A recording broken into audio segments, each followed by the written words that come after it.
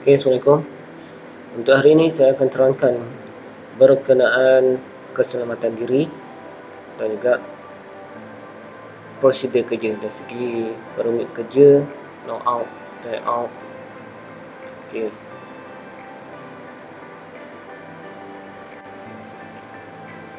Okey, kita ke topik yang seterusnya, iaitu keselamatan diri, iaitu pakaian bengkel ataupun kita panggil PPE, Personal Protection Equipment.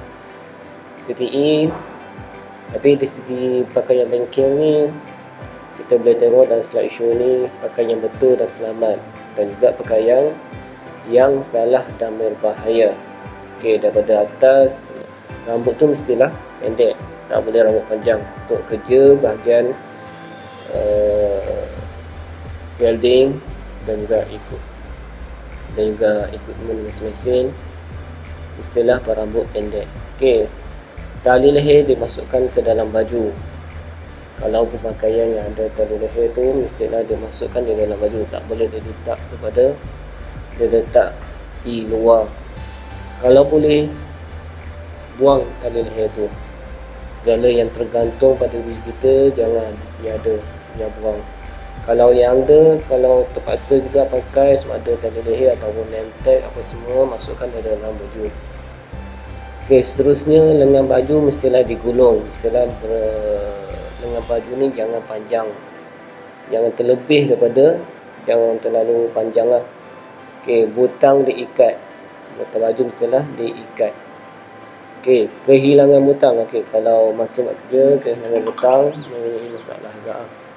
Masalah kepada bilanya tiba-tiba kita cek butang tu terhilang, tercabut. So menjadi masalah apabila mungkin butang tu masuk dalam mesin kita ya. Okey, cincin dan jam tangan memang tidak boleh dipakai kerana cincin dan jam tangan ini menjadi salah satu faktor yang utama dalam masalah problem hazard yang akan berlaku.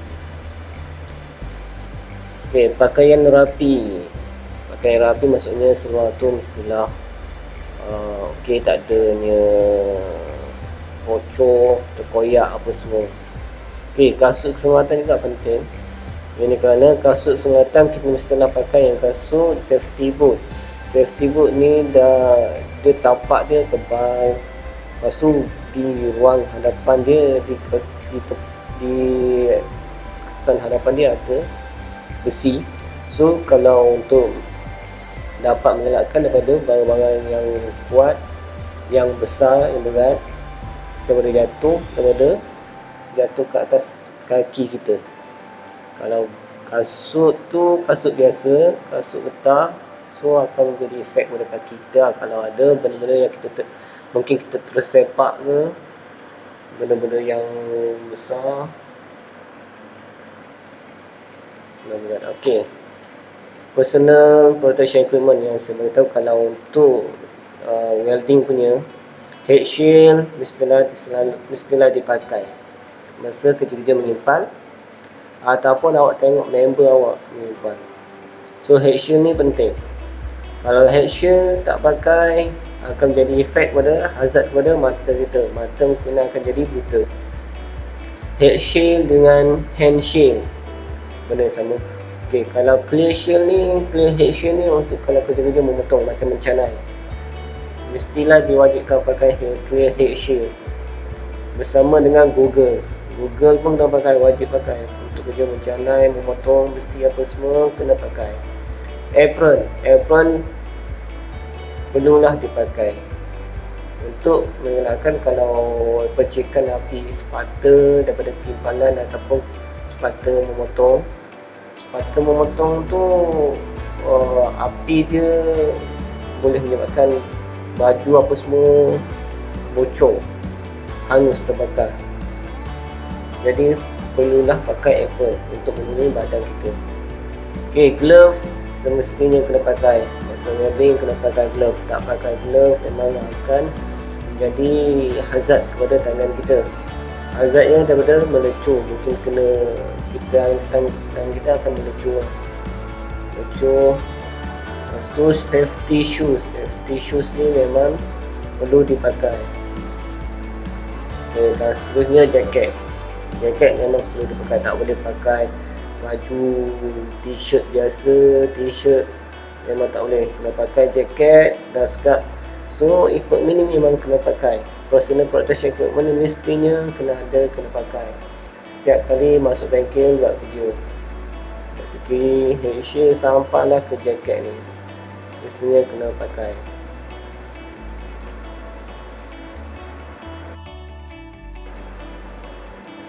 Okey, seterusnya iaitu prosedur kerja.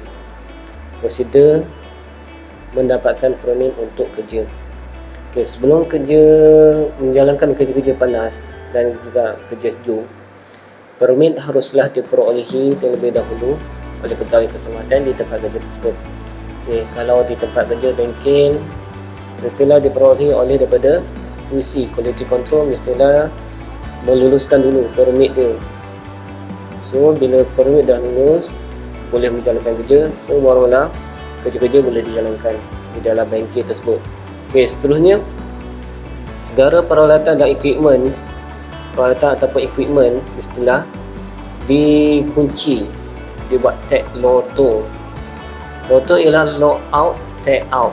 Maksudnya lock kita kunci, tag out ni maksudnya kita tagkan segala kunci-kunci tersebut. Okey, ia adalah satu prosedur keselamatan yang digunakan dalam persekitaran industri dan penyelidikan untuk memastikan bahawa mesin atau sebarang suis kekunci tidak digunakan sehingga kerja-kerja penyelenggaraan selesai dilakukan. So, okey, kalau kerja-kerja selenggara digunakan, so benda ni mestilah log out, lepas tu kita tagkan dia maksudnya kita kat situ out of service. Okey, maksudnya tak boleh digunakan ataupun servis sekarang ni diselenggara, maksudnya buat masa sekarang tidak boleh digunakan, kita tagkan dia. Okey, seterusnya pelan tindakan kecemasan ERP, Emergency Response Plan, iaitu satu perancangan rapi sesebuah syarikat dilakukan untuk menangani sesuatu kecemasan ataupun bencana. Terapi yang efektif akan memberi faedah berikut kepada syarikat, iaitu berupaya mengawal keadaan kecemasan atau bencana. So bila adanya pelan tindakan kecemasan ni, ERP ni, bila ada kecemasan atau bencana yang berlaku macam kebakaran di bengkel ataupun mungkin gas bocor, so dia dapat dengan menggunakan pelan tindakan kecemasan ini kita dapat mengawal keadaan dia tersebut. So dan juga dia dapat mengurangkan kadar kerosakan harta benda. Bila kita dapat kawal tu, so apa kita akan tahu apa langkah yang boleh dibuat. Langkah seterusnya, bila kita tahu langkah dia, so dia secara tidak langsung kita dapat mengurangkan kadar kerosakannya. Okay, dan juga mengurangkan jumlah pekerja yang mungkin tercedera. Yang itu pun salah satu juga. Bila ada ERP, ada kebakaran berlaku, kita first thing ialah kita call bomber. Kita call bomber. So ia dapat mengurangkan kerosakan harta benda dan juga mengurangkan jumlah pekerja yang mungkin tercedera, yang mengalami kecederaan yang teruk. So ERP ni bagi setiap bengkel ataupun setiap syarikat mestilah dibuat. Okey, mengenal pasti laluan kecemasan apabila berlaku sesuatu yang tidak diingini.